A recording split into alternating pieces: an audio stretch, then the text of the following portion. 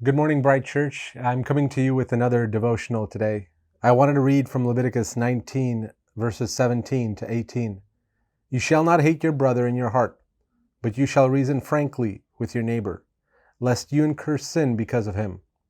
You shall not take vengeance or bear a grudge against the sons of your own people, but you shall love your neighbor as yourself. I am the Lord. You see, when Jesus talks about love in the New Testament, he quotes this passage out of Leviticus.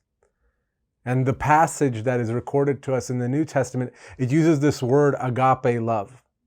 And it talks about a love that is selfless, giving, not expecting anything in return. One where you give without expecting back. However, in the Old Testament, the passage that is given to us here, the word love, it doesn't have those connotations. It is love for the sake of love. It's the same love that you experience for food, the same love that you experience for a pet, for your wife, for God. It's all the same love. But Jesus gives us a different insight. He gives us a different level of understanding what this word meant. It's bending your will for the good of other people. And I've heard about agape love when it comes to spouses. I've heard about that, but I've never heard agape love when it comes to enemies. A lot of times we stop short of coming to that level. I've heard many times from many people. When somebody asks, do you hate, liberals? Do you hate the people who are protesting? Do you hate this? And they'll say, no, I don't hate them. I have no hate for them. In fact, we'll stand outside and we'll protest and we'll say, we have no hate for you. And we think we've done the right thing. We think we've met the standard. We think we've met the goal that Jesus set out for us. But rarely will you stand outside with a protest sign saying hateful things on it if you say, I love my enemy. It's very difficult to say something like that with hateful words.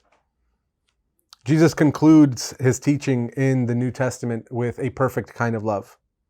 In fact, the best way for you to gauge your closeness and relationship to God is to gauge your closeness and relationship to your enemies, to those people who you don't disagree with, those people who you don't think are in the world for the peace of the world, for the goodness of the world.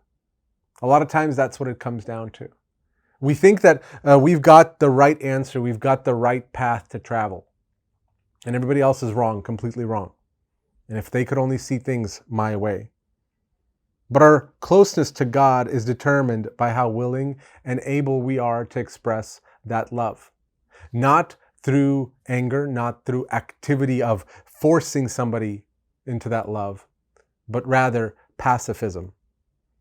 You know, Jesus' teachings in his time, they were interpreted as pacifism. There was a whole group of different individuals, different groups that saw the Roman Empire in a myriad of different ways. You had the Essenes who went out into the desert and they studied the Bible. They're the ones who left us the Dead Sea Scrolls. You've got the Pharisees who tried to obey God's law as best as they could, but Jesus saw right through it.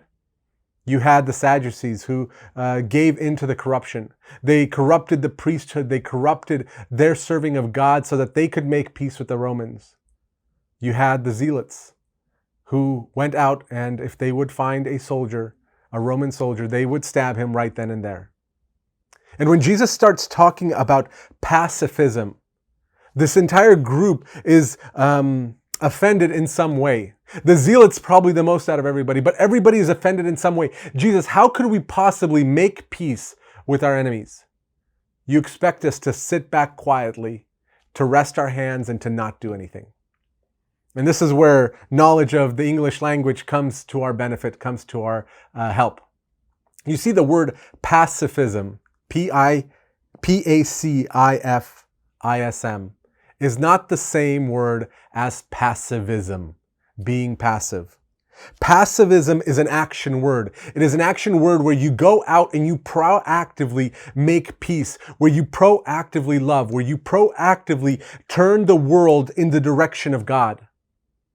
We often associate pacifism with passivism, being passive, where God, if you want me to be peaceful, then that's the expectation that I sit on my couch, that I watch the world burn.